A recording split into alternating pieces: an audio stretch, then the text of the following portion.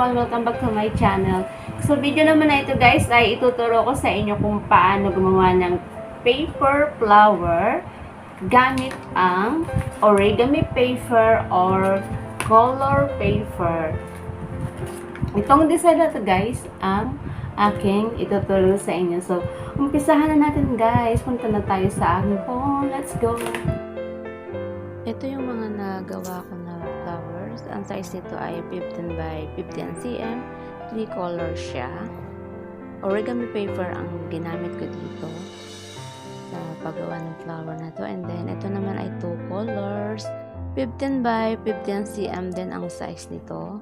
Ito namang malaki ay 18 by 18 cm.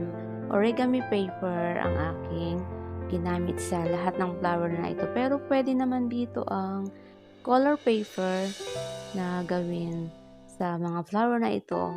Okay guys, kayo na yung bahalang pumili kung ano yung inyong gustong gawin at gamitin.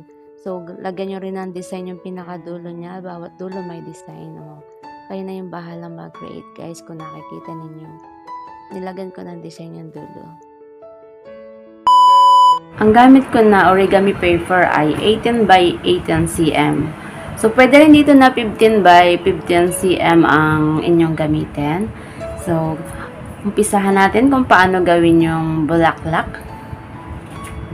Okay, start now. Gawin natin ay itutupi natin siya. Ayan. Lagyan ko na siya ng tupi para mas madali nyong makita.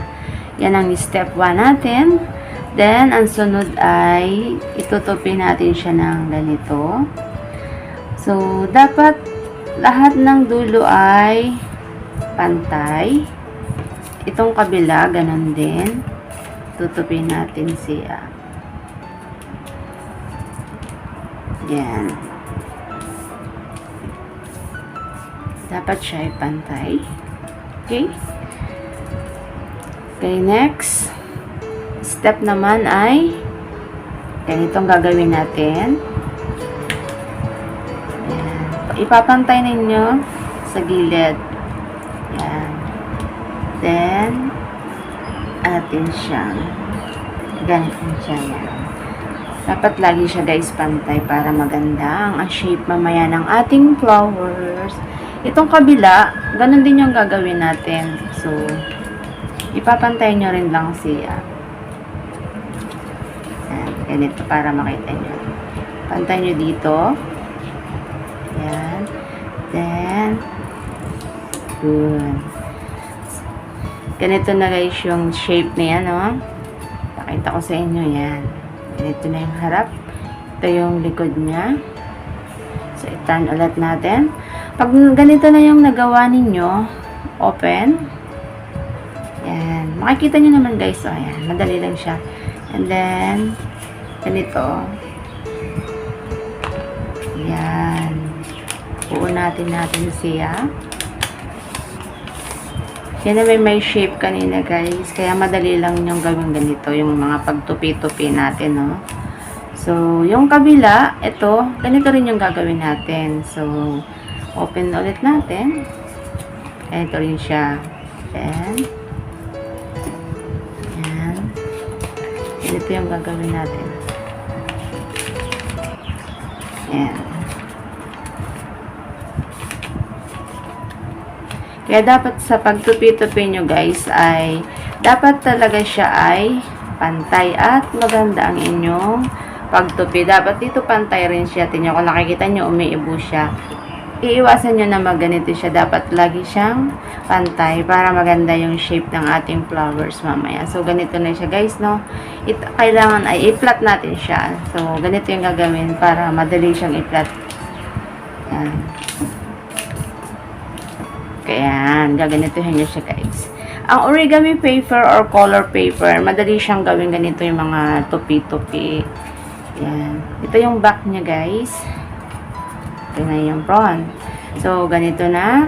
Pagkatapos ng ganitong process, atin siyang itutupi. Yan. Itutupi siya ng ganito. Ipapantay nyo lang siya. Madali lang to. Ipapantay nyo dito sa line na to. Itong kabila, ganito rin yung gagawin ninyo. itutupi rin natin. Yan. Ganyan na siya. So, ito na yung pinaka-shape niya, no? Ganito na ang forma niya.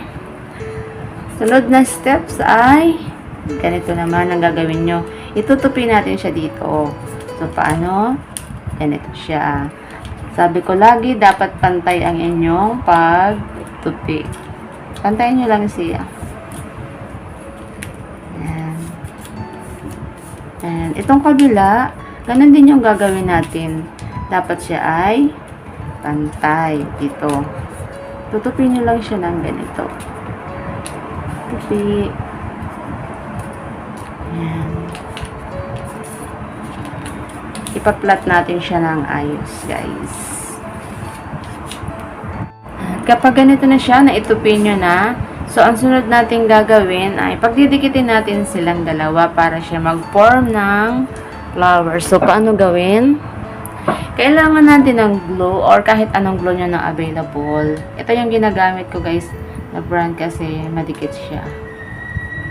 Pwede rin yung liquid glue. Then, pag ganito, pagdudugtungin or pagdidikitin natin silang dalawa. Ayan. Dikit. Ipe-press nyo kasi para tumikit siya, guys. Ayan. Gagawa kayo nito ng 5 or 6 pieces. Depende sa inyo kung ilan yung gusto ninyo. Lahat ganito, guys, ang gagawin ninyo. So, pag nakagawa na lahat kayo ng 5 to 6 pieces nito, pagdidikit-dikitin lang natin. So, ipapakita ko sa inyo kung paano natin gawin pag nakagawa na ako ng 5 or 6 pieces nito. Ito, guys, may 6 pieces na tayo. So, pwede rin naman 5 kung gusto ninyo na gawin. So, ang gagawin natin naman ngayon ay pagdidikitin natin lahat sila. Pwedeng ganitong type ng glue. Liquid glue yun. And ito rin siya. Pwede rin ganito ang gamitin ninyo. So, kung ano inyong available. So, i-try muna natin to kung mag-work siya, guys. Okay. So, okay. Lagyan natin dito ng adhesive. Then, dikit natin. Kailangan ay pantay. So, pagpapantayin nyo lang sila, guys, yung dalawa dito. Yan. Pagpapantayin nyo lang sila. Yan. Ganyan siya. Dikit na siya. So, sunod naman, dito natin siya lalagyan. So, damihan nyo ng konti para mas madikit. Pero itong glue na to, napakaganda nito, guys. Sobrang dikit niya talaga. Tagal ko nang ginagamit tong brands na to. Hindi naman sa ako. Maganda siyang pang dikit talaga. Pantay ulit. Dapat. Siguraduhin nyo na pantay, guys, ha? Para maganda yung flower natin. Yung kalabasan ng flower natin. Yan. 3 na sila. Diba? Maganda na siya, guys, no? Magpo-form na siya ng flower. Okay, lagyan ulit natin dito. Dikit.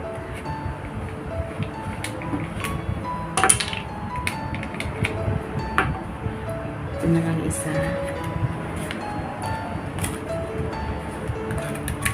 Din siyang pagdidikitin.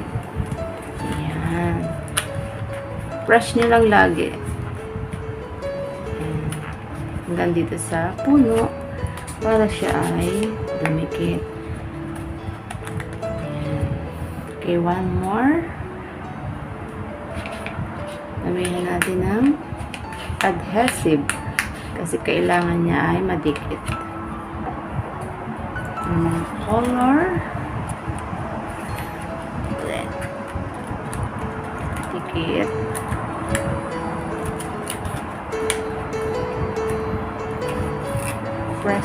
Pe-press nyo lang siya, guys, ha, para dumikit lang siya. Madali naman siyang pagdikit-dikitin, guys. Sobrang dali lang. Ayan. And one more. Ito. So, pwedeng ganitong ganitong glue ang gamitin natin guys pagka sa pang lash na. So depende sa inyo kung anong available ninyo na glue para madikit siya. So kung kita nyo guys, so nagpo-form na ng flower natin. Oh. Ayan na siya, ang ganda na. So ang gagawin ko ay lagyan ko itong magkabila. Pag yung pinaka-lash nyo na, lagyan nyo siya magkabila ha. Ito. Lalagyan nyo siya magkabila. Tsaka ito din. Kailangan siya ay maraming pandikit.